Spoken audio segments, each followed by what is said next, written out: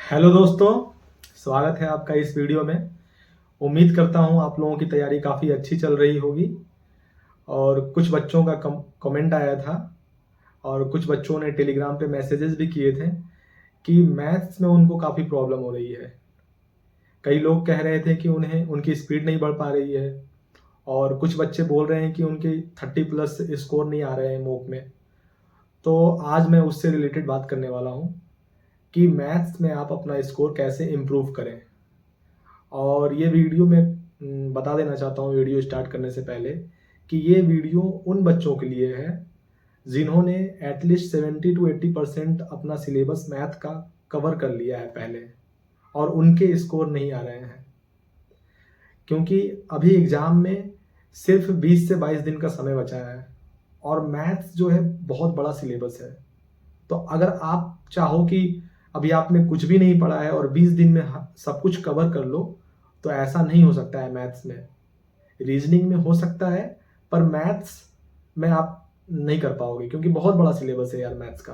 आपको पहले से टाइम मांगता है ये पढ़ने के लिए, ठीक है। तो मैं सबसे पहले यही बताना चाहता था कि आपने एटलीस्ट 80% 70% सिलेबस कवर कर रखा है तो ही आप इस वीडियो को देखना, अदरवाइज आप स्किप कर सकते हो इस वीडियो को, ठीक है।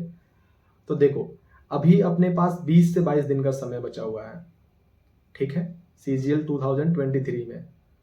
और उम्मीद करता हूँ कि आप लोगों ने सारी चीज़ें, लगभग चीज़ें तैयारी कर ली होगी अपनी पूरी अच्छे तरीके से। और कुछ लोग जो हैं जिनकी तैयारी अभी चल रही है, तो उनको मैं बता दूं कि इस 20 दिनों में आपको 10 से 12 घंटा यार पढ़ना पड़ेगा। अगर आपको CGL का प्री निकालना है तो एटलीस्ट आपको 10 से 12 घंटा तो करना पड़ेगा अब यार। उससे कम में मतलब अब नहीं काम चल सकता है। अगर आपने पहले नहीं पढ़ा है तो आपको इतना समय तो देना पड़ेगा, क्योंकि मैथ्स के लिए सिर्फ आपको, अगर मैं कहूँ तो आपको 4 घंटे एटलीस्ट देने पड़ेंगे। 3.5 से 4 घंटे मैथ्स पढ़ना ही पड़ेगा अगर आपने पहले अच्छे से नहीं पढ़ा है। और अगर आपके मार्क्स नहीं आ पा रहे हैं अच्छे से, तो आपको 3.5 से 4 घंटा मैथ्स पढ़ना ही पड़ेगा।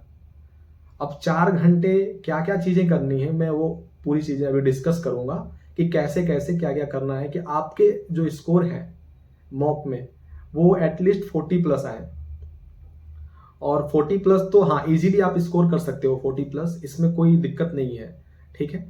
तो देखो, आप लोगों को करना क्या है। सबसे पहले, जैसे अगर कोई भी बच्चा सुबह में पढ़ना स्टार्ट कर रहा है या फिर जब भी कभी आप मैथ्स पढ़ना स्टार्ट कर रहे हो, तो आपने सबसे पहले 1 घंटा कैलकुलेशन को देना है। आपने कैलकुलेशन करना ही करना है।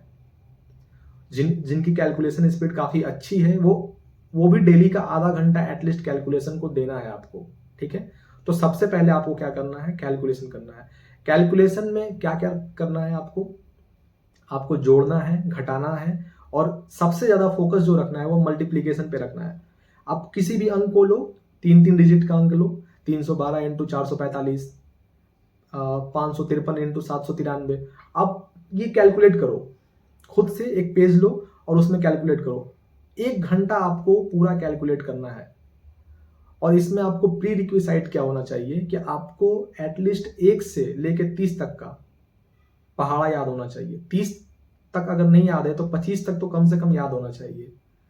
1 से लेके 30 तक का स्क्वायर आपको याद होना चाहिए। 1 से लेके 15 तक का क्यूब याद होना चाहिए आपको। और 15 के अलावा आप 21 का क्यूब याद कर सकते हो और 25 का क्यूब याद रख सकते हो, इतना सफिशियंट होगा, ठीक है। आपको स्क्वायर निकालने के तरीके भी आने चाहिए, शॉर्ट ट्रिक कैसे स्क्वायर निकालें। अगर आप बोलोगे तो मैं अगली वीडियो में इसके बारे में बता दूंगा कैसे करते हैं ये कैलकुलेशन के रिगार्डिंग। तो आपने ये सारी चीज़ें करनी है। कैलकुलेशन आपको फास्ट करना है, इसके बिना काम नहीं चलेगा। देखो, प्रॉब्लम होता क्या है ना मैथ में कि आपको आता सब कुछ है, लगभग बच्चों को 80% कॉन्सेप्ट आता है, वो स्पीड से कर नहीं पाते हैं, वहाँ पे प्रॉब्लम होती है। और वहाँ पर आपको ये जो आप कैलकुलेशन डेली का 1 घंटा दोगे, मैं आपको गारंटी दे रहा हूँ आपको बहुत फायदा होगा रियल एग्जाम में। कैलकुलेशन बहुत ज़रूरी है। अगर आप नहीं कर रहे हो तो आज से लगातार 20 दिन तक 1 घंटा डेली का आपको कैलकुलेशन करना ही करना है। देखो मैंने बहुत ज़्यादा फोकस किया है कैलकुलेशन पे, ठीक है, तो आपने कैलकुलेशन करना है। दूसरी चीज़ ये है कि आपको टेस्ट देना है। टेस्ट भी आपको सबसे पहले क्या करना है कि चैप्टर वाइज टेस्ट लगाना है। चैप्टर वाइज टेस्ट 10 क्वेश्चंस होते हैं टेक्स्ट बुक में और 8 मिनट का आपको समय मिलता है, तो 3 चैप्टर वाइज टेस्ट लगाने हैं, तो 24 मिनट आपको लगेंगे 3 चैप्टर वाइज टेस्ट लगाने में। 24 मिनट आपको टेस्ट लगाने में लगा और 24 मिनट आप उसको एनालाइज करोगे, तो 48 मिनट्स आप चैप्टर वाइज टेस्ट करोगे, ठीक है। उसके बाद आपको सेक्शनल टेस्ट लगाना है मैथ्स का, जिसमें आपको 25 क्वेश्चंस होंगे और 20 मिनट का समय मिलेगा। तो आपको 2 section wise test, sectional test लगाना है, तो उसमें आपके कितने हो गए, 40 मिनट आपको लगेंगे और 40 मिनट ही आपको उसको एनालाइज करना है। आपके अगर कितने भी क्वेश्चन सही हो रहे हैं, आपको 40 मिनट एनालाइज करना है उन दोनों टेस्ट को, ठीक है। तो 80 मिनट्स तो आपको इस टेस्ट में लगा और 48 मिनट 58 मिनट 50 मिनट मैं मान लेता हूं, तो आपको उधर लगेगा, तो 130 मिनट, 2 घंटे का लगभग समय आपको इन टेस्ट में लगेगा। 1 घंटा आपने कैलकुलेशन पे करना है, जिसकी अच्छी है कैलकुलेशन वो आधा घंटे अभी कर सकता है, तो आपको 1 घंटा होगा, ये 3 घंटे हो गए। और जब आप टेस्ट दोगे ना, तो उसमें से होगा कि आपको कुछ कॉन्सेप्ट पता नहीं होगा, आपको पता चलेगा कि अरे इसमें तो मुझे प्रॉब्लम आ रही है, इसका कॉन्सेप्ट पता नहीं है, या फिर इसके कैलकुलेशन में मिस्टेक हो रहा है। तो उस टॉपिक को आपने क्या करना है, आपका जो भी फेवरेट टीचर है या फिर आपने अगर कोर्स ले रखा है, जो भी है, आपको यूट्यूब पे सर्च करना है उस टॉपिक के बारे में। 1 घंटा आपको जो है ना बेसिकली अपने उस टॉपिक को पढ़ना है, ठीक है। और अगर मैं एडवांस मैथ्स की बात करूं, तो आपने अभी ज़्यादा उस चीज़ पे फोकस नहीं करना है एडवांस मैथ पे। एडवांस मैथ में सिर्फ और सिर्फ आपको फॉर्मूला याद करना है सारे, जैसे ज्योमेट्री के लगभग फॉर्मूले आपको याद होने चाहिए टिप्स पे, मेंसुरेशन के फॉर्मूले आपको याद होने चाहिए। बहुत हाई फाई क्वेश्चंस नहीं आएंगे मेंसुरेशन में। अगर आपको फॉर्मूला पता है और आपने 1-2 बार प्रैक्टिस किया है, यहाँ पर कैलकुलेशन का काफ़ी इंपॉर्टेंस आएगा, तो आप उस क्वेश्चंस को कर लोगे। तो आपने ये अलजेब्रा के फॉर्मूले याद करने हैं। इन 3 चैप्टर जो हैं इनके सारे फॉर्मूले आपको टिप्स पे होने चाहिए। तो ये है सबसे पहला। और तीसरी जो चीज़ है आपको वो मैंने बता दिया, पढ़ना है आपको। तो 3 चीज़ें आपको करनी है, ठीक है। सबसे पहला कैलकुलेशन, दूसरा टेस्ट कैसे कैसे देना है मैंने ये भी बता दिया, और तीसरा सबसे इंपॉर्टेंट है कि आपको जो कॉन्सेप्ट रिवीजन करना है वो कॉन्सेप्ट को रिवाइज करना है, ठीक है। और आपको ज़्यादा जो फोकस करना है वो अरिथमेटिक में करना है, क्योंकि अभी जो रिसेंट ईयर में देखा गया है ना, टीसीएस क्या कर रहा है, वो अरिथमेटिक पे ज़्यादा फोकस कर रहा है। तो आपने भी अरिथमेटिक को काफ़ी अच्छे से करना है, ठीक है। और बाकी जो है आपको प्रीवियस ईयर क्वेश्चंस ही करने हैं। जो मैंने टेस्ट बताए हैं आपको देने के लिए, वो सारे के सारे आपको प्रीवियस ईयर लगाने हैं। तो बेसिकली आपको 4 घंटा एटलीस्ट मैथ में देना है, अगर आपका मैथ वीक है तो। जिसको मैथ आता है तो वो 2 से 3 घंटे भी कर सकते हैं, पर आप कैलकुलेशन पार्ट स्किप मत करना। आप आधा घंटा भी करो, लेकिन कैलकुलेशन करो। मैं सही बोल रहा हूँ आपको, उसका फायदा आपको रियल एग्जाम में देखने को मिलेगा।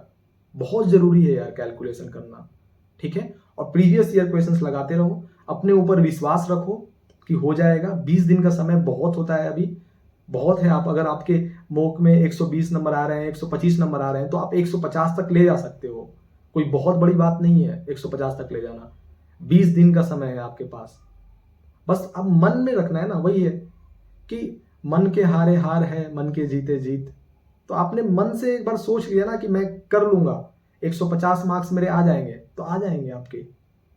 आपने सिर्फ फोकस करना है कि क्या आपको पढ़ना है। जो भी चीज मैंने बताई है, अगर आप वो चीज फॉलो कर रहे हो ना, आपके गारंटेड नंबर बढ़ेंगे, ठीक है। आप ये 3 चीज करो, और अगर आपको कोई प्रॉब्लम आती है तो फिर बताओ, कमेंट में बताओ, मैं आपको उसका रिप्लाई करूंगा।